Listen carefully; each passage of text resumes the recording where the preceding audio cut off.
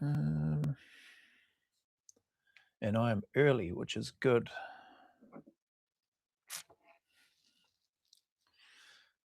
Actually, I should. Oh no, I'll just go like that, I think. That should work.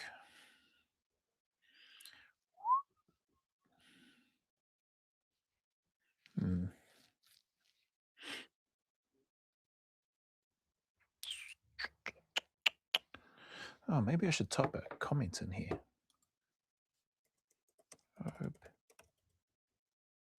everyone is well. Whoever shows up to this live. Might be nobody. Oh no. Hey, Vanilla Butcher, good evening to you too. You're early. Appreciate you stopping by. Hopefully the week is off to a good start for you and you had a good weekend.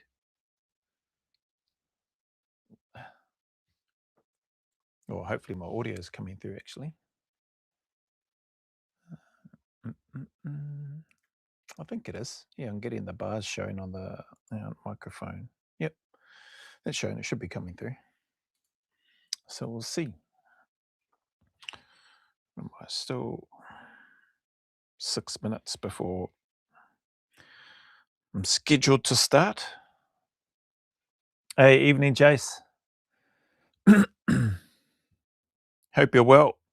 Again, hope everybody's had a good weekend. Maybe I should type that in there.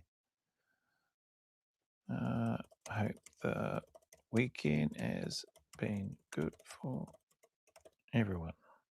Yeah, everyone, depending on how many show up. Oh, who's this?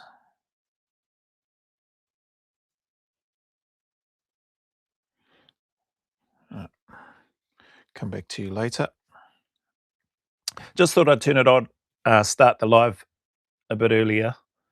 Well, not start it, but have the thing on beforehand. Before we kick off, I don't know if I should be able to get through everything. Just looks like lots of stuff on the screen, that's all, with the stuff that's come through.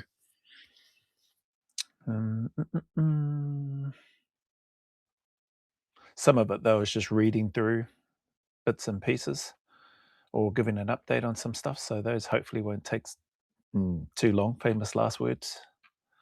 Some questions that come through, and then some of my reactions to some of the stuff that that I have been sent, and to some stuff that I've already done a reaction to. Oh, what was it? I received an email today, actually. Where is it? From YouTube. Hi, go always a little further. After conducting an additional review of the video, we've determined that it is not suitable for all advertisers. As a result, it will run limited or no ads. That video is well, puck me. If this article doesn't give a few insights into this puck and Wangstein, one of your and then ally. So I guess people will know which video that one is and which one that one's talking about. Yeah, that was nice of YouTube to send that through.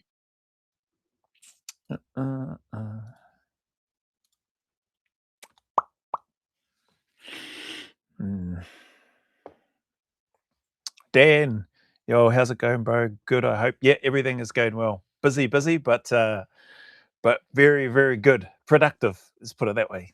Well, it feels like it's productive anyway. 3 nuts. Nearly missed the start, Joe. Pumping out plaster of Paris treats of the Tulip Bar in Canberra is very time consuming. Well, I haven't started yet, so you haven't missed anything. I just started the video for the live earlier, but when I do that, I'll look to start at 7:30, which is the timing that I put down anyway. So still got 3 minutes. So if people are still enjoying their chips or their drinks or whatever it is that they're doing, then crack on with that, I suppose. Or just bring them to the live and enjoy them here. No, don't need that. Sorry, just checking some stuff as it pops up or shows up. Yeah, I'll go back to there. Dun, dun.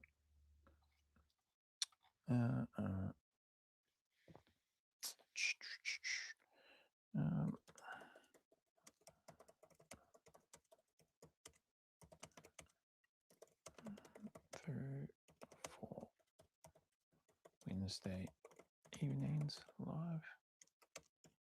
Feel free to send comments or not.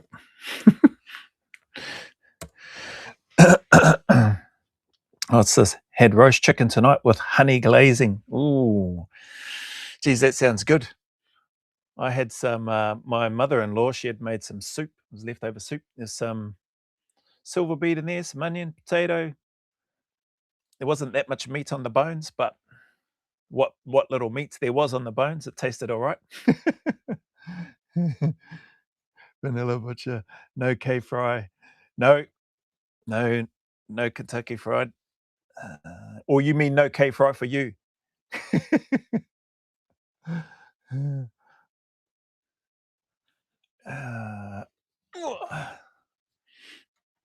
How we're looking. 7:29. Where's your medals today, Joe? The DEI dipsticks require them back. No, just didn't put them on. I'll save them for special occasions. I'm gonna make another rack because I want to have more. Because who was it? Somebody sent me an Instagram post. I think it was Beagle. I'm not sure if he's a water operator or what on Instagram.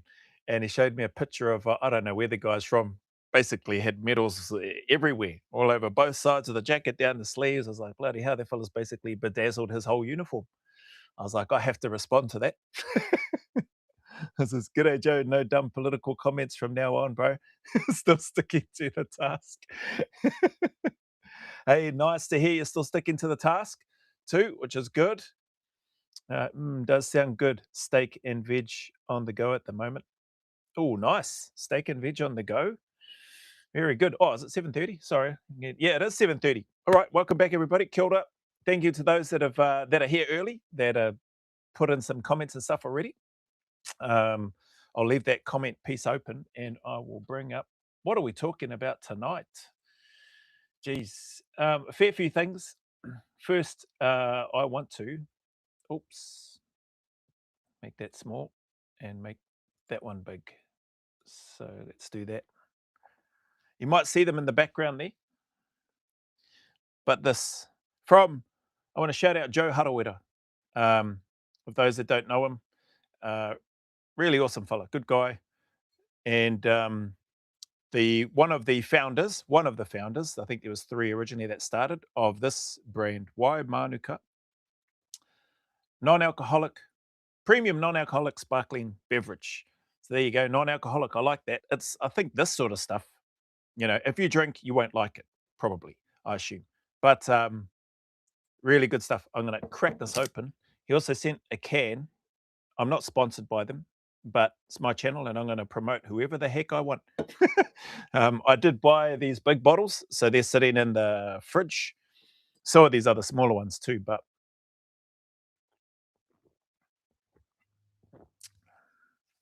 man, that is a nice drink. I think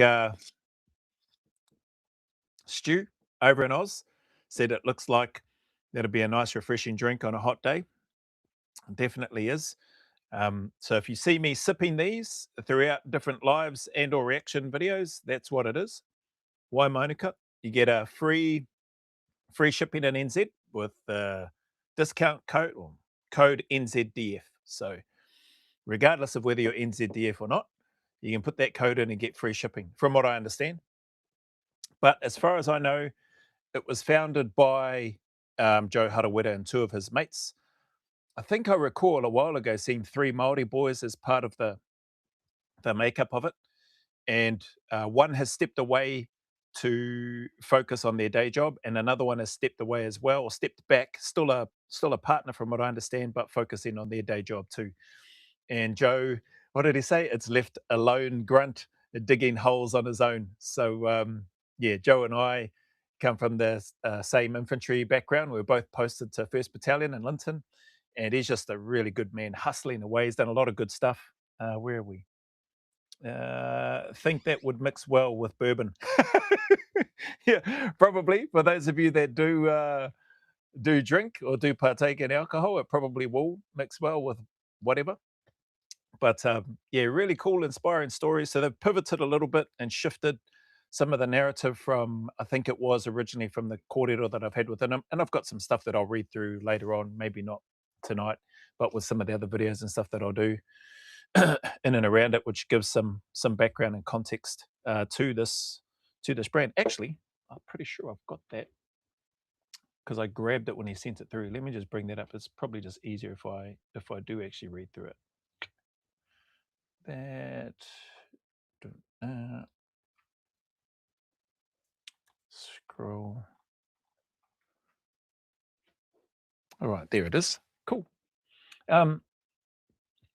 So yeah, he's got here. I got some information from him because I'll do some separate videos, like I said, specifically on the brand because well, it tastes good, and for me, it's inspiring seeing yeah, one of the bros branch out, stepped into it with a couple of partners, but now is basically on his own pumping. Like he's traveling around, he's overseas in the US and all that sort of stuff. So I'll read some of that stuff that's in here. But just hustling. And so just a real, for me, a real inspiring example of working things into existence. Here he is, Blanca, just mahiing away, working away as hard as he can and making a lot of sacrifices, no doubt, along the way. So it's got here, white Mānuka is a premium non-alcoholic sparkling beverage made with Mānuka honey and inspired by Māori culture. Why Mānuka is built on a bigger purpose. It's about bringing people together while sharing the story, culture, and craftsmanship of New Zealand with the world. I think it's pretty cool in terms of the bringing people together and sharing the story, the connections and stuff that you make. I think that's nice without getting haurangi and drunk and off your face and still being able to remember. What are we? The brand has already expanded into the United States, so that's pretty cool. With New York City now driving its international growth, pretty awesome, eh? Like a little Maori boy from here in Aotearoa created his own premium non-alcoholic sparkling drink or beverage, and it's in the United States and New York City driving the international growth. It's launched a partnership with Google here in Aotearoa, New Zealand as well. So shout out to these fellas. Ultimate goal is to build one of the world's great premium beverage brands from NZ. So big dreams. Going to take a lot of work, no doubt, sacrifice, and things that he's already doing and that he's already accustomed to doing. And no doubt he'll have a lot of success in the process. They even do free shipping, which I mentioned, across NZ with code NZDF. So the honey sauces, the 750ml bottles. So these ones here, and he says because they use no artificial colors or flavors, you'll get different differences in color with each batch. So even some of the smaller ones, there's a slightly different. Some are a bit darker or richer, whatever you want to call it. And then the bigger bottles, this looks a bit more darker. Haven't opened that. But the 750ml sources, the honey source from the Bay of Plenty region, the 300ml Central Plateau, Waiuru comes to mind, Central Plateau. And then these, oh, actually, I've got a can here. These cans, 250ml cans from the East Coast. Sweet as, reckon. So I haven't actually tried the can one yet, but I will soon enough. What else has he got here? The aim is to get to a point of scanning the Māori design. So you may or may not be able to see the Māori design here on these bottles. And it shows where the honey comes from and has a short kōrero, or basically a story. From the beekeeper talking about what makes their honey unique. It'll be a cool feature because the design pays homage to the relationship bees have with nature and making Mānuka honey. Traceability is becoming more important with consumers wanting to know where ingredients are sourced and how. So that'll be pretty cool. I don't think it's, oh, actually, here it is here. This little code here is what I think will help. 0% alcohol, 3 teaspoons of Mānuka honey, no added sugar or colors. And then you've got a little QR code thing on the side there. But I think they're looking to have the design itself, the Māori design, as the piece that you can scan. Where's the calories, actually? Energy, calories, average quantity per 100 mils, 24 calories. Average quantity per serve, 71. So 71 calories. If you're watching or counting your calories, it should be all right. Do some little workout snacks and stuff during the day, or movement snacks, you should be good. What are we? Quick background context. Oh, I think I spoke about this. Yeah, two of his good bros. Yeah, leaving just one lone ex-grunt digging holes on his lonesome. And since then, like I said, well, didn't say it as well as what he's got here. The narrative has shifted. It used to be about the boys as founders. Now it's about the product, the occasions it creates, and sharing the finest of New Zealand with the world. So I will drink to that once again, because at least I got no chance of getting pissed off my head. Man, that's nice. Yeah, little bubbles and stuff coming up in there. Anyway, if you're so inclined and you want to support Joe Harawira and the Mānuka brand, get on over to their website and suss them out, put you in an order. That's what I did when I ordered my 12 pack of the big bottles. And then Joe was kind enough to send through some of the 300 and the 250, 300 ml bottles and the 250 cans. Anyway, that's that one for now. There'll be some other videos and stuff, like I said, dedicated ones to Mānuka as I go along. So that's that. I just wanted to do that one first because they just arrived today. Second one, shout out Christian, Stu, Solly, and several other peeps who I won't name who take time out of their day to send me through a truckload of info, articles, videos, discoveries, funny videos, and reels. Some not so funny, based on some of that bloody useless and corrupt Labor government over there in Australia. But yeah, appreciate you all, sending that stuff through. So thank you very much, spending any time here.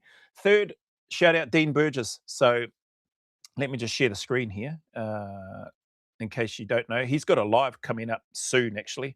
So I'll probably still be yapping away on here. Oh, where is he? Hang on. I need to cancel that. Where is it? Make it make sense. Make it make sense is his channel. There we go. There we go.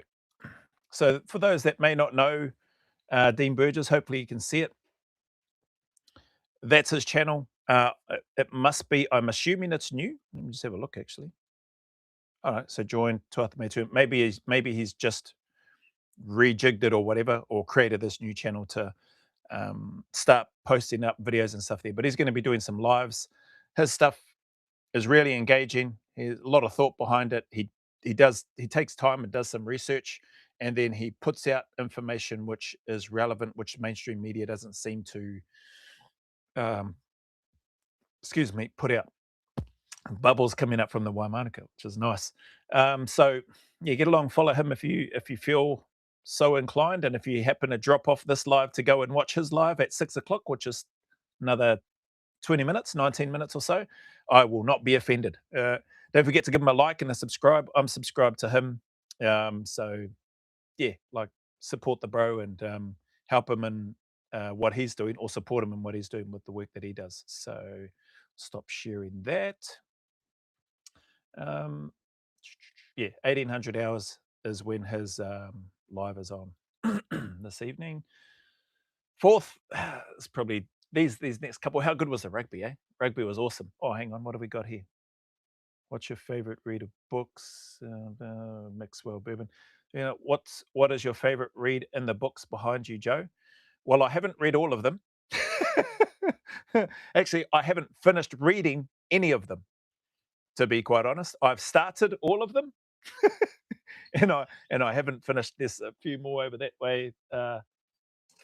Paul Wood's ones, the Atomic Habits one from James Clear, Michael Durant, and the Company of Heroes. That's that one from the Black Hawk Down.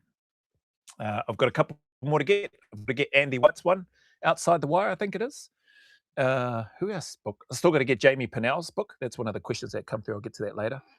But yeah, so I'm like a bit useless in that regard, but because I haven't finished the books. But I've liked what I've read in all of the books so far in terms of where I've started. What else did you have here? Dun, dun. Now I feel that's do well with vodka. Okay, vodka maybe, or gin or whatever. I don't know what gin tastes like, but maybe.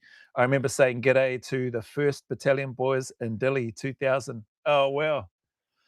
Crack up. Where in Aussie do you live, bro? Is that for me, or I don't live in Aussie anymore? But when I did, I was living in Perth pretty much the whole time, apart from when I was at 4RER based in Sydney and basically lived in the barracks. Um, yeah, because in the barracks, went to Timor, come back, trained, and then went on selection, went over to Perth. So didn't live in the housing era. Yeah, just lived in Holsworthy Barracks until we moved over to Perth. But back in NZ now, bro. Oh, what's this? Weekend Warrior? Yeah, I'm here in NZ. Where are we?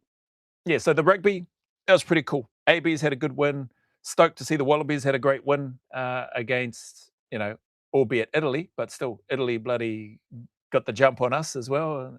And they played pretty well. And they've had some big wins. They've taken a couple of big scalps, especially during the Six Nations. I think they beat England for the first time as well. And who else did they beat? Can't remember. But anyway, and Springboks. Bloody hell, Springboks are just on fire at the moment.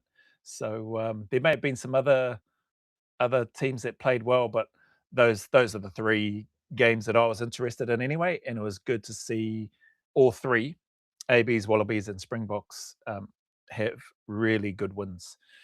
Reactions, what's coming up? A few people have sent through and asking, hey, what am I working on at the moment? What are the reactions that are coming up? So a quick run through those. This isn't the whole list, but I'll run through as many as I can. So working through that 60 minutes video with that twat Wastey and Sergeant Ballbag that was sent through to me from Christian over in WA a second time, because he sent it to me ages ago and I bloody hadn't gotten to it. So I've started that already. That one, the first episode of that will go up tomorrow. So the first one went a little bit longer than I thought. It's about 43 minutes in total, that video, but I've done about 19 minutes of it, but it goes for an hour. So so obviously I had some stuff to say. So that's that one, which will be up tomorrow morning. Well, I say tomorrow morning, but if you're in Australia, it's probably going to be tonight. So some other questions came through. I'll go through these other reactions, but typically working on trying to get 5 videos done a day, like the reaction videos. That doesn't include the little movement snacks and training videos and stuff like that I put up from time to time. And it doesn't include the lives. So typically those 5 videos reactions, I try to keep them around about 30 minutes, because on average it takes about another 45 minutes to an hour if everything goes well, just to get all the editing, the exporting, uploading, or exporting again and then uploading to YouTube and all that sort of stuff after all of that. So yeah, around about a typical sort of work day, I suppose, anywhere from 7 to 8 hours to get 5 videos done, just with all that stuff in there. That's not to like, I love it. I'm enjoying it. So it's not a whinge at all. I'm very blessed, very fortunate. That's just a heads up with some of the questions that have come through. Other ones that are coming, working on, continuing with the Two Worlds Collide podcast, Sam Bamford interviewing Scott Jones. So can't remember what part I'm up to. I think part 5 might have went up today. So I've still got several more parts to do, because I think there's still roughly about an hour to do. I've got the remainder of the NZSAS cycle to do. So that will be getting done. I just haven't got dates for those yet. I just chip away at them and then, doing that many videos and then just scheduling them. Sometimes I jockey some stuff around, but scheduling them and then just putting them in the back end of YouTube and then just leaving them there. Have had a Dan Fortune's interview on the Two Worlds Collide podcast. So that will be, that'll be a good interview. TK comes clean, beyond human limit, joining the Ukrainian soft selection. The Paras Men of War plus P Company documentary, Para Rescue, Andy Stump and Matt B. Cleared Hot podcast, exposing New Zealand's biggest supplement brand, New Zealand Muscle. Some New Zealand police stuff that's been happening and come up in the media. Real Heroes of Telemark, HR podcast with Dean Stott, MBE. More Tommy Robinson stuff, Eddie Gallagher, US Navy SEAL, the stuff that happened with him. NZ Crime on taxpayers' dime. Ex-Lotto presenter. I got sent this. Russell Harrison, guilty to money laundering. Mac V sold Chris Van Sant, Chris Miller, and a whole bunch more. So there's heaps of videos and reactions to do. So anyway, Q&As that have come through. Hey Joe, watched your reaction to your mate Macca and his request to have his Medal of Gallantry upgraded to the Victoria Cross. Just curious, has your opinion of him changed after reading that Defence Honours and Awards Appeals Tribunal report? Question mark. FYI, I liked the thoughts you shared about it in your reaction. Just curious more so about your take on him now after reading that. Cheers, mate. Keep the great content coming. No, my opinion of Macca hasn't changed. Like, he's a good dude. Yeah, I haven't spoken to him for years either as well. He's one of the same sort of situation as me and RS, not having spoken for a long period of time. But my opinion hasn't changed of either of those guys or the other guys that I was fortunate to serve with. So yeah, it was surprising, strange that he and or anyone would seek to request to have their award that they've already been given. In his case, he's already received the Medal of Gallantry. It does seem strange that he or anybody would put in to have it upgraded to Victoria Cross. It was declined at the end of the day. Sounds like due process was carried out based on what I read in that report and my reaction. And yeah, and it is what it is. So he's still a good dude as far as I'm aware. Haven't spoken to him. If I was to speak with him and if things seemed a bit off, then yeah, maybe my opinion of him would change then, but I would let him know. But I don't imagine, it's like when you've spent enough time with people and military people, at least in my experience, and you haven't seen each other for a long period of time and you catch up, it's just like yesterday. At least that's what it's felt like for me anyway.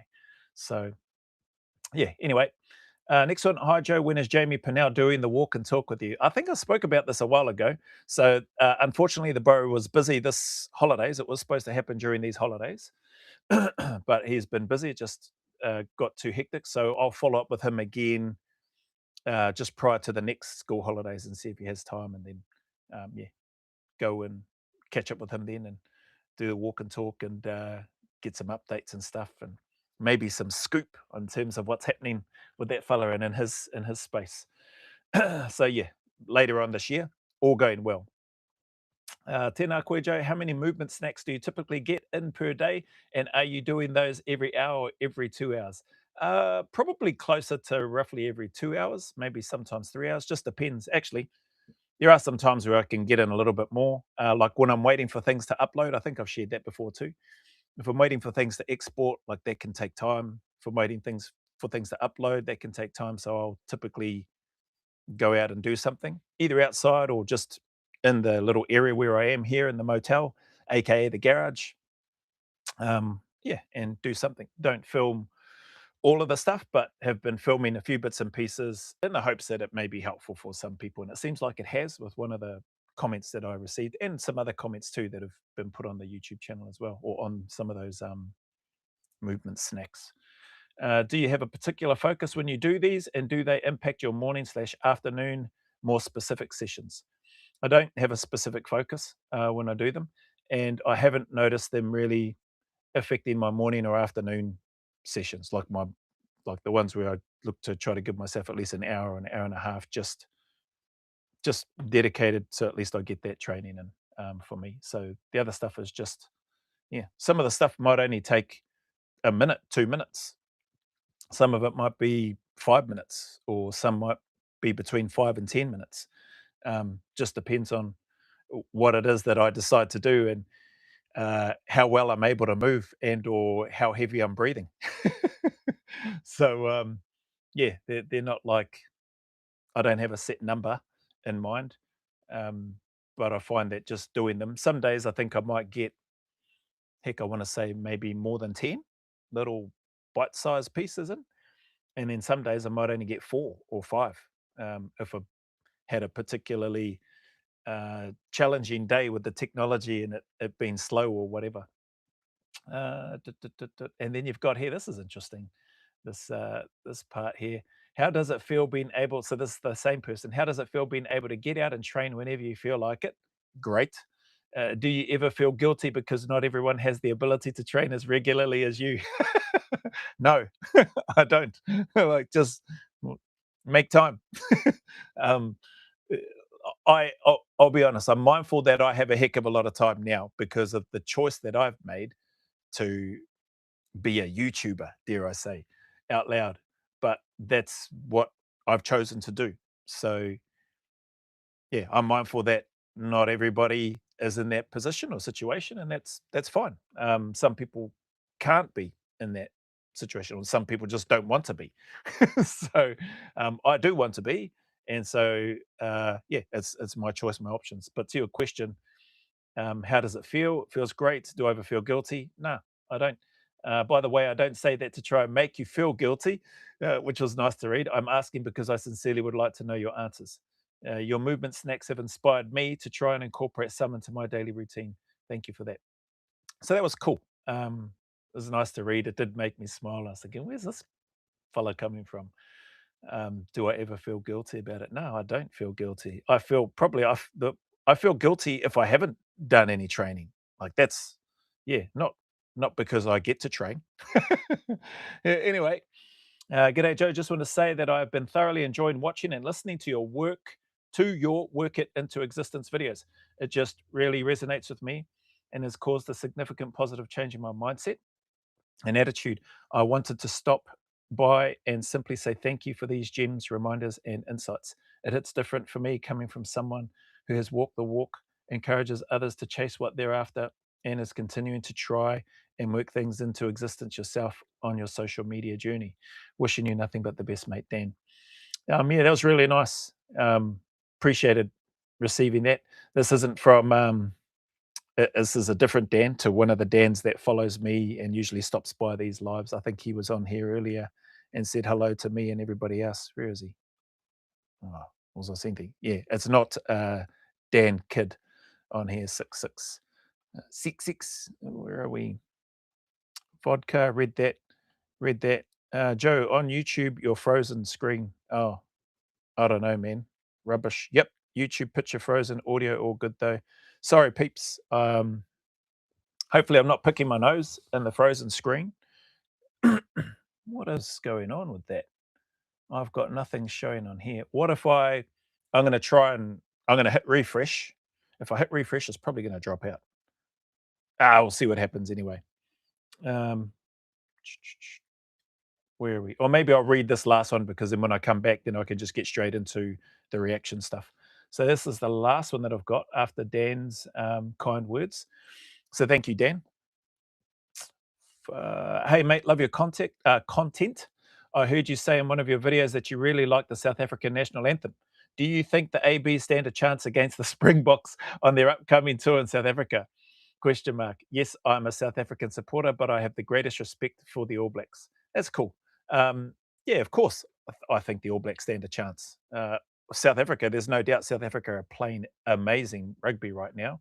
And they are doing, I think, what feels like to me what Sir Graham Henry and Steve Hansen and Wayne Smith and them, I think, were doing back in 2007, like changing out whole teams almost and putting them up against, world class competition and still coming out well. And then the wheels fell off, unfortunately, like they were doing that prior to the 2007 World Cup. And as everybody knows, we got spanked and got knocked out.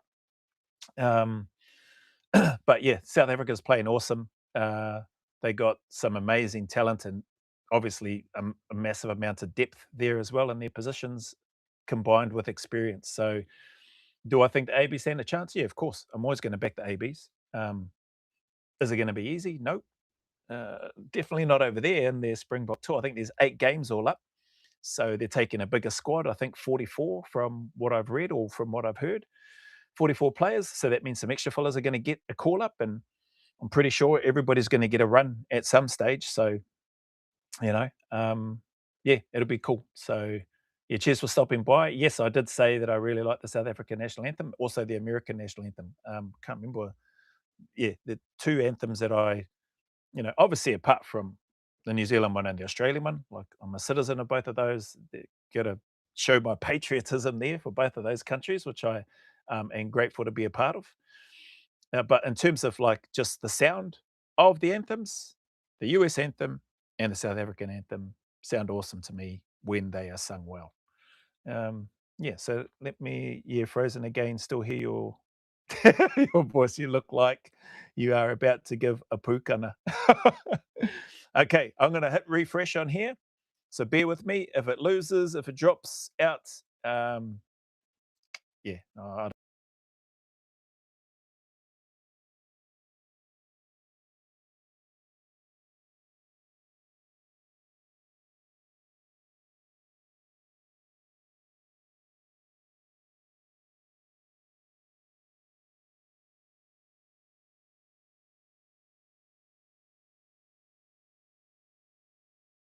It's back on the live anyway.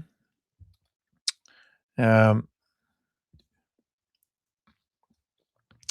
old Austria-Hungary anthem is also really good to listen to. Oh, well, I have not heard that.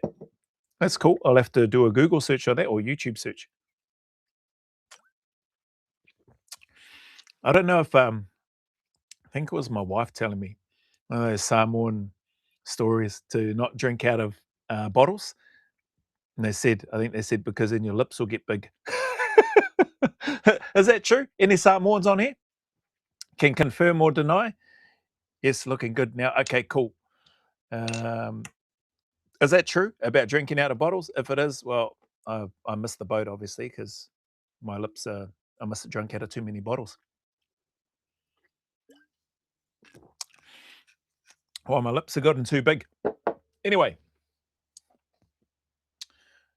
reading and screen sharing with regards to where we're at.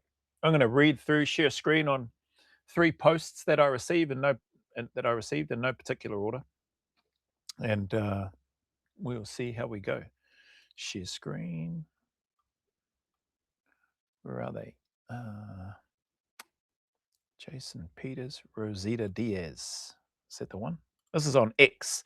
Like, I don't have a X account and I haven't signed up to it, but some of the links that I get sent go to these. So I think the three that I'll go through have got these, and they sent them through for me to have a read and to react to. So that's what I'm going to do. Rosita Diaz. In a stunning development in Ben Roberts-Smith's impending war crimes trial, prosecutors have revealed that 4 Australian soldiers who have admitted complicity, I think that's right, in executing detainees have been granted immunity from prosecution in return for their evidence. You truckin' cowards. Like, if this is true, if the allegations are true, which I think I've shared from the start, I like to think I have anyway, you twits should not be getting immunity. What's his name? Andy White wrote a really cool comment on one of my posts on Instagram in regards to international law. And you can't use, under international law, you can't basically, I'm not going to say it as well as what he wrote it down, but do your own search. You can't use the excuse, my superior ordered me to execute an unarmed detainee, or an unlawful command, basically. It's your responsibility as the individual to refuse to carry out that order if you deem it to be unlawful. And in that case, if those allegations are true, executing an unarmed detainee is an unlawful request command. And so for these poofters to be sitting back and seeking immunity just says to me that, like, either A, these things didn't happen, and or B, they just have such a vendetta against RS because they were sacks of SHIT that they got the boot from 2 Squadron, that they want to try to get him back in some way. Um, so, yeah. But I mean, if they did happen, they should have dealt with it way back when. They should have had the courage to speak up. If not in that moment, preferably in that moment. Excuse me, the gas from the drink coming through again. If they didn't have the courage to speak up in that moment, but they should have, then there should have been something done, you know, after all the after action review and all that sort of stuff, documented, reported, communicated, etc., etc. Sounds like there wasn't, unless there was. And if there was, who was it reported to? And those leaders should have done something about it. Or was it just covered up? And if so, then the Paul Brereton report is not fair and transparent, and it removes the leadership that should have been aware if these things were happening. And if they were aware, what did they do about it? So, there's just lots of gaps and stuff in there. But coming back to this, a cowardly move by these supposed operators from the regiment, a handful of them anyway. The Commonwealth Director of Public Prosecutions had provided formal undertakings to the 4 witnesses, 3 of whom identified by the court pseudonyms as Person 4, Person 56, and Person 66, truckin' useless, are directly involved in the Robert Smith prosecution. The move to admit evidence from soldiers given immunity for their role in multiple murders is likely to be strongly challenged by Mr. Robert Smith's defense team. Good, as it should be.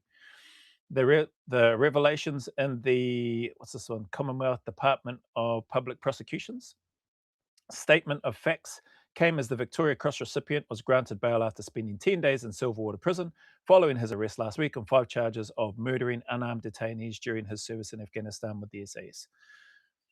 So 5 charges for him. Mr. Robert Smith was released late on Friday, giving a thumbs up to waiting media as he was driven away from Sydney by his partner. It was alleged in the defamation case that Mr. Robert Smith was directly involved in the blooding of several junior troopers, including persons 4, 56, and 66, whose testimonies now appear to form the backbone of the prosecution. Each of these witnesses has admitted their personal involvement in executing one or more detainees at the direction or with the complicity of Robert Smith, the statement says. In each instance, Mr. Robert Smith was their military superior. Again, if that's true, and he is their military superior, the excuse of "I was told to do it" doesn't stack up under international law, as far as I'm aware. How that potentially is being applied or not applied in Australia, don't ask me. I don't know if they're applying it or not.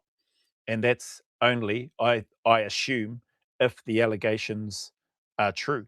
So, yeah, the immunity stuff, to me, it's a dick move by these fellas. If they're genuinely after justice, it doesn't seem like it. As I read through all this stuff, it doesn't seem like they're out for justice. It doesn't seem like they actually have an issue with the allegations that they're talking about, because if they're true, and if they did have an issue with it, again, they would be like Frosty, rest in peace to that fella, who was willing to go to jail and suffer the consequences or pay the price for his part in any wrongdoing or any participation in any war crimes if those things took place. Whereas these bloody wank stains don't have that same mentality or mindset. They're just out to pin this on RS as best they can. So let me just stop sharing that and go to the next one. What's the next one? Oh, yeah. Dun, dun. And, well, I think those that haven't already, Dean Burgess is live, I think, is probably on right now. So I'm not offended at all if anybody takes off to that. Jason Peters, is that the one? No, it's this one here.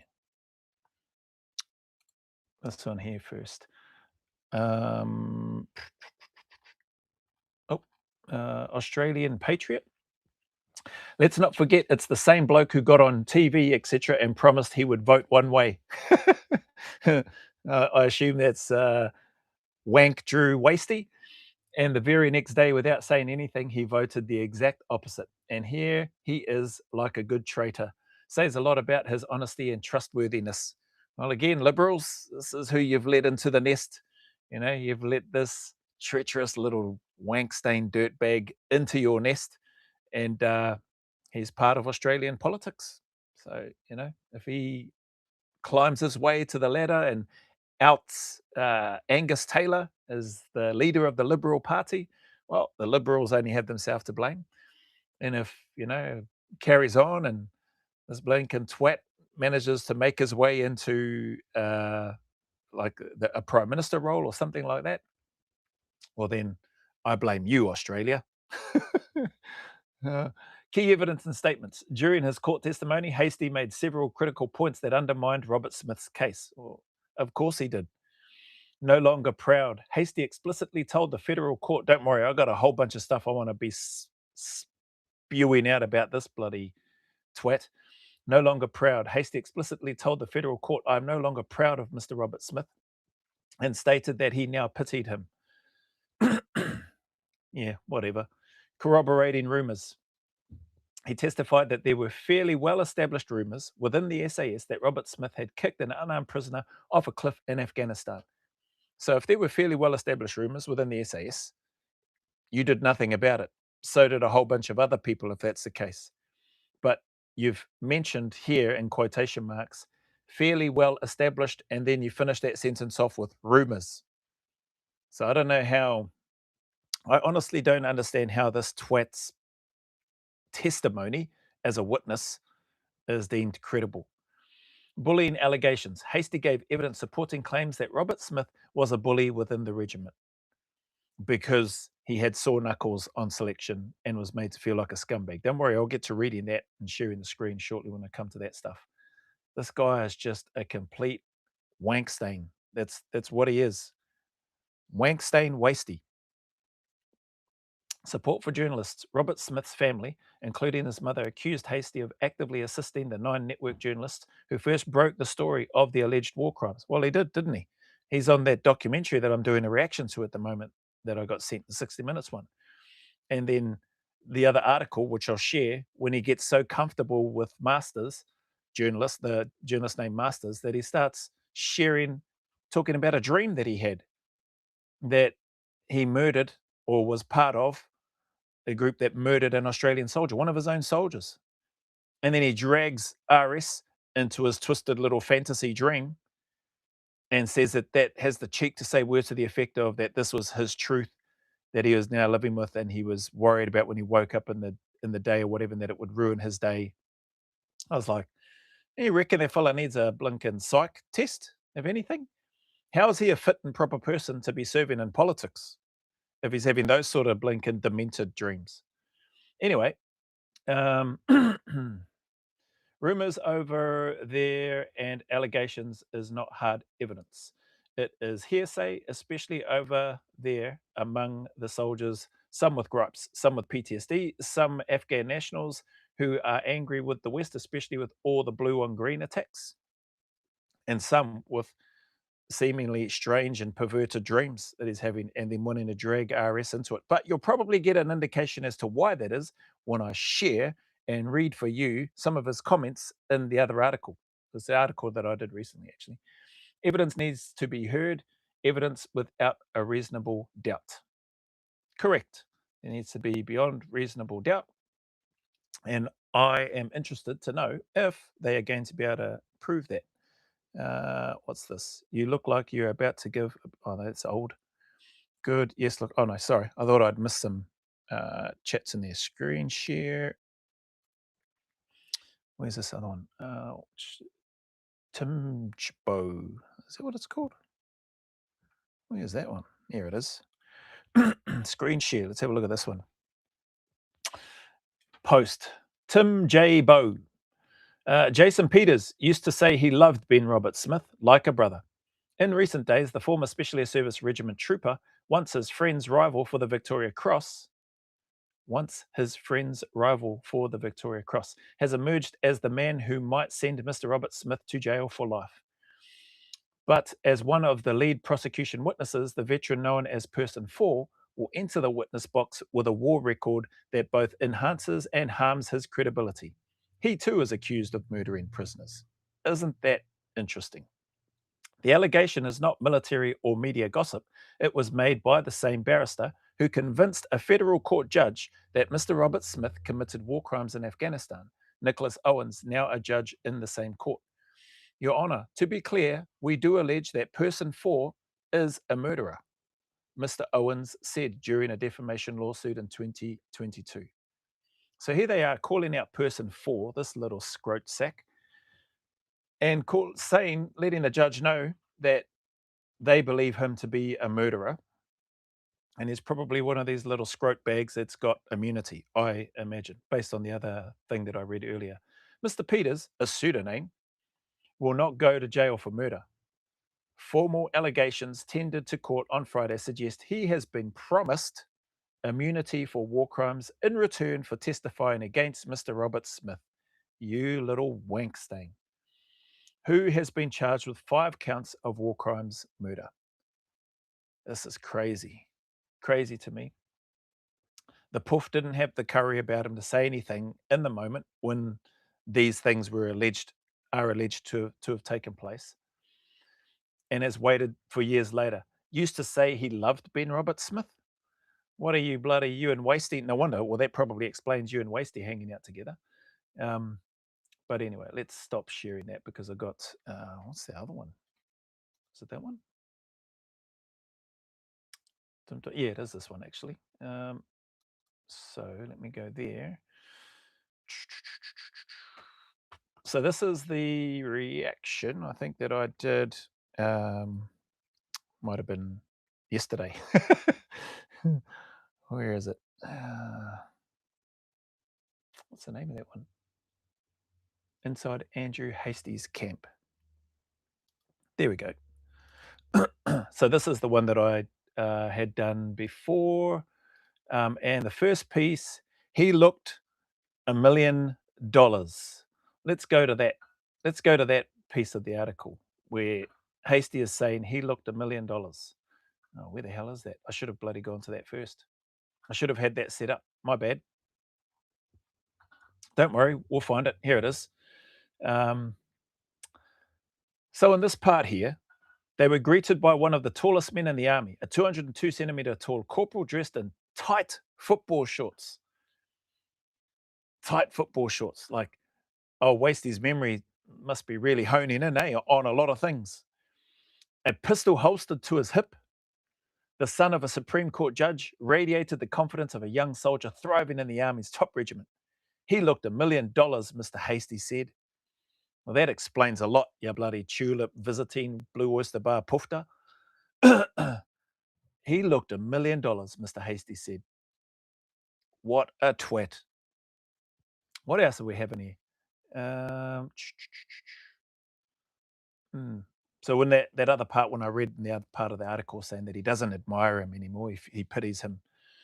Well, clearly you must still have something for him because you were dreaming about him as well. So you can't have been pitying him that much, bruz. You think he looks $1 million in some tight shorts with a pistol strapped to his hip. Then you bring him into your demented dreams about killing one of your own Australian soldiers, you blinking wankstain. The hell's wrong with you, bruz? You've probably been out there blanking at the Mardi Gras with blanking, what's his name? That poofter bloody PM, Pooftany. What did I put in here? Dumbanese. That's the one. Bloody Pooftany Dumbanese. You and bloody Wangstain Wastey. Anyway, look, $1 million. Yeah, get your head read, bruz. Scumbag. All right, let's go to that next part. Where's the scumbag piece? Scumbag. Here we go. And I think this ties into the parts because he was on selection, feeling like he's been treated like a piece of, or a scum. Here we go.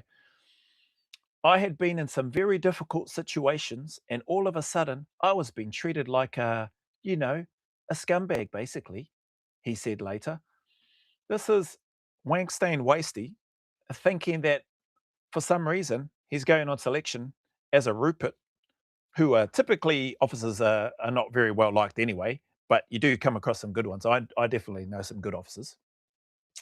But if you're going on to selection, you are going to clearly be, and if you're a Rupert, an officer, you're going to be right at the top of the list of being considered useless. Like, because you are a selection candidate, you are by default a piece of trash. Like, not literally, but you know what I mean? Like, you're there to prove yourself worthy of being able to serve in the unit. It's not the other way around. They don't need to be nice to you to prove to you, to show you that they're really good guys, and they are. That's not their job on selection. Their job is to put you under the pump, to break you down verbally, physically, mentally, creating uncertainty, causing chaos at times, giving you instructions, and then sitting back and watching how you react and observe to those tasks, to the uncertainty, to the lack of feedback, to the no positive backslapping, high-fiving, telling you how good you are. If you felt like you were a scumbag, that's your own personal perception of yourself. And I'd say it's probably an accurate one. Accurate one. Bloody clown. Yeah, like the fact that you've had some work or operational experience counts for nothing on selection. Like it will count to you as an individual for you to be able to draw on that experience and apply it and use it to your advantage so that you can perform as well as you can on the selection course. But it doesn't mean jack, you know what, to the directing staff and the guys that are there. Like It doesn't. So, yeah, like I said, this twat, man. Where are we? Missed the target. Oh, bloody hell, yeah. Let's zone in on this one. Missed the target. Let's scroll down to that piece. Here we go. Right here. Where is it? And just before I get to there. All right. Mr. Hasty was among 42 pass here, blah, blah, blah. About a third of the trainees failed the training and were sent back to the regular army or RTU'd, sent back to their unit, returned to unit. It says here, they almost included Mr. Hasty, who was unable to hit an A4 size target at 15 meters with his pistol while wearing a gas mask 4 weeks into a 12-week close quarter battle course, or the CQB course. Yeah, body armor, gas mask, all that other stuff. During, I don't know what they do now, but during my time, it's iron sights as well. So you're not getting a little red dot. You're not getting a little sight on top that you can look through, or an aim point modified, whatever they're called, for the top of the pistol. Like, none of that stuff. It's iron sights with your gas mask, and you need to be able to punch it out and hit the target. Do your changeover drills from your long weapon, changeover stoppage, and then draw your pistol, and then engage the target and hit it, and or hit the targets with the required amount of rounds in order to, what used to be called or deemed, validate that you are competent in being able to not only do the drills with all the gear on under pressure, stress, time, etc., but that you can actually hit the target. Because you can do everything else. You can have all the gear on, you can do the stoppages and stuff within the time frame, but if you got no rounds on the target, well, then you're about as useful as tits on a bull, aren't you? So the fact that he failed it, and then it carries on. The failure forced him to redo the course. Or aren't you lucky? As we read down later on, he was comforted by some twat Pete Winnell, another officer. And I mentioned I recognized the name, so, but I can't picture the face. The failure forced him to redo the course, which teaches soldiers to storm buildings, aircraft, blah, blah, blah, blah, blah. Because of the delay, unlike the rest of his intake, Mr. Hasty missed out on being issued his sandy-coloured beret, SAS beret, by, who cares, by the late Duke of Edinburgh. Maybe I shouldn't have said that. I'll take that back, late Duke of Edinburgh, at a ceremony at Campbell Barracks, the SAS base in Perth. So that aside, regardless of whoever's issuing you your beret, the fact remains he failed the CQB course, didn't get the ass when he should have, like everybody, like the others. Like it said, well, a third of the trainees that failed and they got returned to unit. Like, that used to be the standard. Like, I never heard of, and maybe there was before my time. I'd never heard of it, but I'd never heard of a person failing any course on cycle and being given an opportunity to try to pass through a retest, still failing it, not passing it before the end of the course, and then still being allowed to be there at the unit. Clearly, this twat there was some sort of special exemption, it seems, for this bloody wank stain. The regiment liked the son of a Presbyterian pastor and assigned him a platoon anyway, or a troop. He was assigned a troop. So you got a non-beret qualified troop commander leading the men, who are qualified. That, like, I hope Dean Burgess puts that on his podcast. Like, make that make sense. Hey, that doesn't make sense to me. I never heard of an unqualified troop commander in the SAS leading a team of qualified operators. He may have the rank, and everybody else, trooper, private, sergeant, may be subordinate to him, but you failed, mate. You were unqualified, and they put you in charge of a troop anyway. Some people will have some answering and some explaining to do, I reckon, but we will likely never hear it. In 2012, he returned to Afghanistan. We crossed. Yeah. So anyway, this twat, this useless blinking wankstain, failed the CQB, was given some sort of special privilege to stay there, and then I assume, did his retest some point down the line. How much longer after he was in charge of a troop before redoing the course again? I have no idea. Was that months? Was that weeks? Was that months? Was that years? I don't know. But it sounds like rubbish. Like that just should not have happened. He should have been given the ass like the other candidates, like the other third that were sent back. What's this? Useful as tits on a ball. I'll always remember the old CEO of NZSA saying he would rather have no one pass selection than lower the standards. 100%. What's his name? Martin Dunn, I think was his name. That particular CEO. It may have been somebody else. No, actually, no. I think it was. I don't think it was Marty Dunn. Bloody hell! I can picture his face now, and it wasn't him. Hopefully, come to me later. I think it's on the First Among Equals documentary. So, yeah, people can have a look, and they'll hear him say those words. And that's the way it should be. Like that is the standard. If nobody passes, too bad, so sad. We don't adjust it because none of you candidates were able to get through this time. Where is I up to? Still more to follow on here. Missed the target. So that's a missed the target. Bloody sack of thinking. Yeah, I won't say it out loud. Up the Congo. Here we go. This is where his weird, blinking, wacky dreams start coming into play. We'll go past that, past that, past that. Oh, bloody. Oh, here we go. Up the Congo. What did I have here? So for this, his dream about killing an Australian soldier, dragging RS into his retarded dreams and saying, it is the deep truth that he carries. He wakes up fearful and his whole day is ruined. What the truck? Again, okay, I think I already mentioned on this, but let's just go down to that. The politician, Wastey, became so comfortable with the reporters, he shared a dream that haunted him about participating in the killing of an Australian soldier with Mr. Robert Smith. So again, he dragged, not only does he think RS looks $1 million in his tight shorts with a pistol on his hip, he's now dreaming about him in some demented sort of fantasy about killing his own troops or one of his own troops. And then he's brought RS into his demented dream.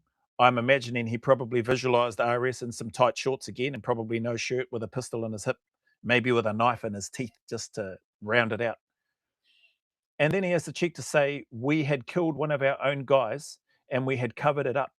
And it is the deep truth that I carry. And I wake up fearful and my whole day is ruined, he said in court. You said that crap in court and the judge didn't deem you an unfit witness and or that you should go and get your head checked? Like that is that sounds like some crazy psychopath rubbish to me. Who regurgitates a dream like that and then has the cheek to say it is the deep truth that I carry?